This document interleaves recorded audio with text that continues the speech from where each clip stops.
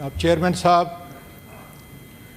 آپ نے چند جامع الفاظ کے اندر جس طریقے سے کرسی پر بیٹھ کر خطاب کیا، اور اس سے پہلے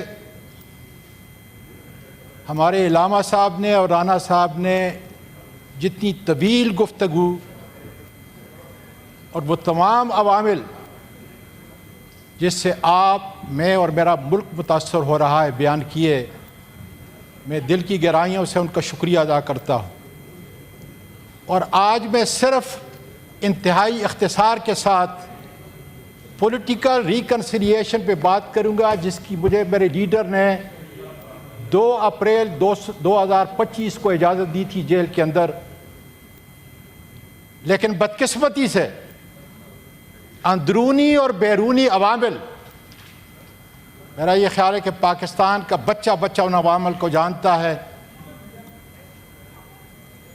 اس کو بات چیت کو ڈیل کے نام سے اس کو ڈیریل کیا گیا، اور آج حالت یہ ہے 8-9 مہینے کے بعد میرے خان نے اچکزئی صاحب کو اور علامہ صاحب کو وہی جو فرض سونپا ہے، جس کا آج رانا صاحب نے بڑی تفصیل سے بات کی، علامہ صاحب نے بڑی تفصیل سے بات کی، یہ ہماری شارگ ہے۔ اس پہ چل کر ہم ان ایوانوں کی قدر کو آگے بڑھا سکتے ہیں۔ اگر آج کا دن نہ ہوتا میں تقریر نہ کرتا جناب علی، اس لیے کہ 2003 سے لے کر ملکی اور ملی معاملات پر ہمیشہ میں نے بلا خوف خطر بات کی اور اس کی قیمت بھی ادا کی، لیکن آج سے پہلے اس ایوان کے دونوں طرف میں کہتا ہوں، جو مشکل تھی سچ کہنا اور سچ بولنا، اتنا کہ اس کے متعلق میں کہہ سکتا ہوں کہ اپنے بھی خفا مجھ سے ہیں، بیگانے بھی ناخوش، میں کہہ نہ سکا کیا زیر ہلال کو کبھی کند۔ جناب، ہماری بدقسمتی ہے کہ آج ہم سیاست دانوں کو ایک ایسے چوراہے پہ لا کے کھڑا کر دیا ہے کہ جہاں ہمیں ایک دوسرے پر اعتماد نہیں، ہمیں ایک دوسرے کو برداشت کرنے کی قوت نہیں،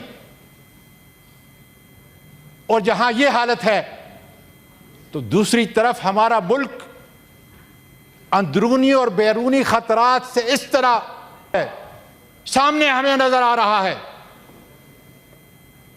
کہ ہم کس طرف جا رہے ہیں۔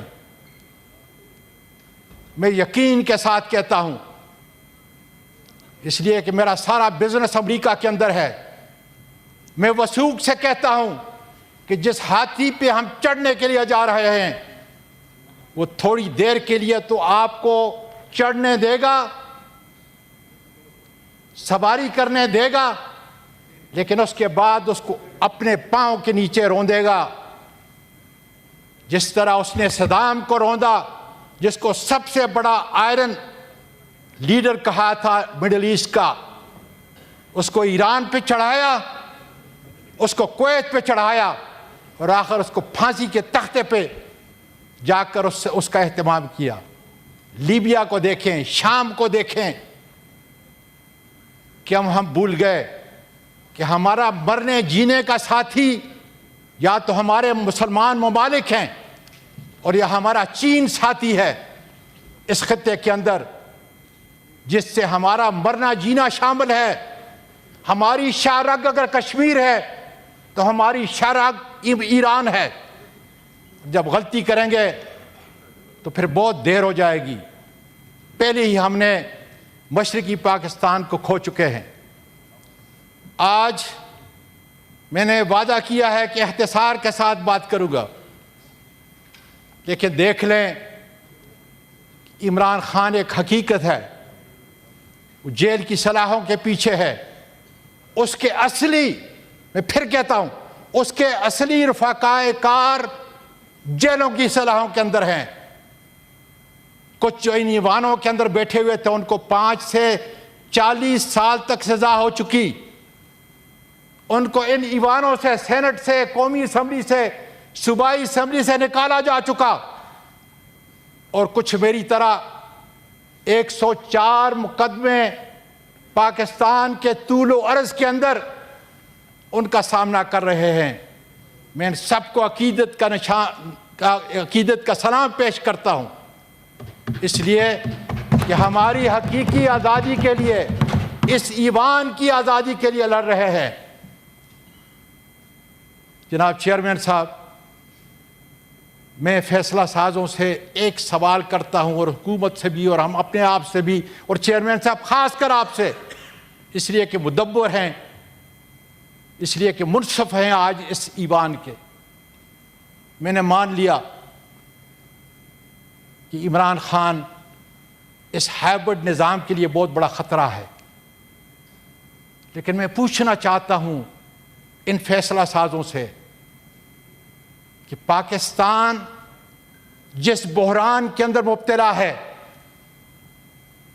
کیا اسی بحران کے اندر اس کو چھوڑنا عقل مندی اور دانش مندی ہے؟ اور میں یقین سے کہہ سکتا ہوں کہ نہیں، اس لیے کہ یہ ملک بڑی قربانیوں کے بعد لا الہ الا اللہ محمد الرسول اللہ کے نام پہ حاصل کیا گیا.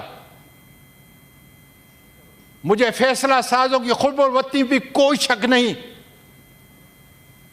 لیکن آج ایک سوال ان کے لیے چھوڑتا ہوں جو حقیقت پہ مبنی ہے کہ آؤ